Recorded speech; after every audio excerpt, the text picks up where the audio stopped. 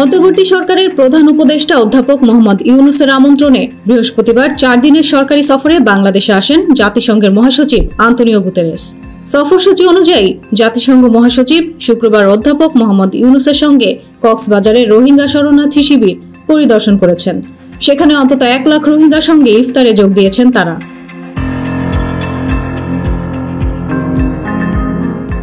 তবে তার এই সফরকে কেন্দ্র করে শুরু হয়েছে নানা ধরনের আলোচনা। বিশেষ করে অনেকেই বলছেন, শেখ হাসিনাকে ভারত থেকে ফেরত আনতে জাতিসংঘের মধ্যস্থতার জন্যই এসেছেন জাতিসংঘের মহাসচিব।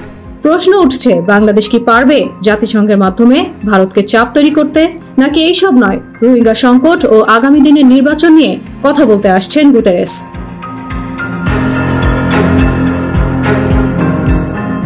প্রায় 7 বছরের মাথায় জাতিসংঘের মহাসচিবের দ্বিতীয় দফা সফর নিয়ে এরই মধ্যে আলোচনা শুরু হয়েছে।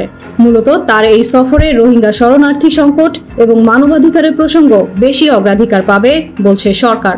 এছাড়া বাংলাদেশে বিদ্যমান রাজনৈতিক পরিস্থিতি সম্পর্কেও আলোকপাত করতে পারেন জাতিসংঘ মহাসচিব। এছাড়া জাতিসংঘ মানবাধিকার দপ্তরের ফ্যাক্ট ফাইন্ডিং মিশন তাদের প্রতিবেদনে জুলাই-আগস্ট গণ অভ্যুত্থানে প্রায় 1400 মানুষ মারা যাওয়ার তথ্য দিয়েছে। ফলে এমন হত্যাকাণ্ডের জন্য জবাবদিহিতার প্রসঙ্গ আনতে পারেন জাতিসংঘ প্রধান।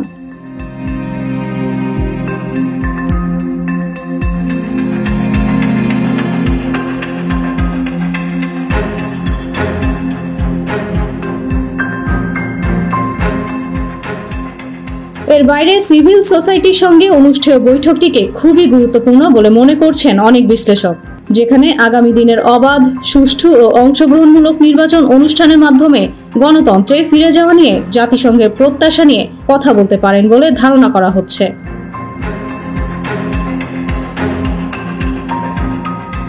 চলতি বছরের ডিসেম্বরে কিংবা আগামী বছরের জুনে জাতীয় সংসদ নির্বাচন হবে বলে জানিয়েছেন প্রধান উপদেষ্টা অধ্যাপক মোহাম্মদ ইউনূস। তিনি বলেন, রাজনৈতিক দলগুলো যদি সংক্ষিপ্ত সংস্কার প্যাকেজ নিয়ে একমত হয় তবে নির্বাচন ডিসেম্বরেই হতে পারে। তবে তারা যদি বৃহৎ সংস্কার প্যাকেজ গ্রহণ করে তাহলে নির্বাচন আগামী বছরে জুনে অনুষ্ঠিত হবে।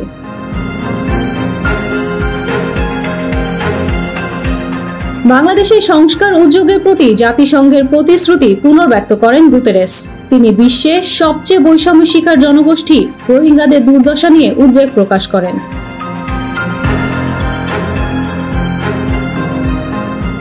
জাতিসংঘের মহাসচিবের বাংলাদেশ সফর এই মুহূর্তে রাজনীতির কি সমীকরণ তৈরি করবে তা নিয়ে দেশে চলছে নানা ধরনের আলোচনা। অনেক বিশ্লেষক একমত, জাতিসংঘের মহাসচিবের এই সফরকে কাজে লাগিয়ে বাংলাদেশকে আগামী দিনে নানা সমীকরণ মিলাতে হবে।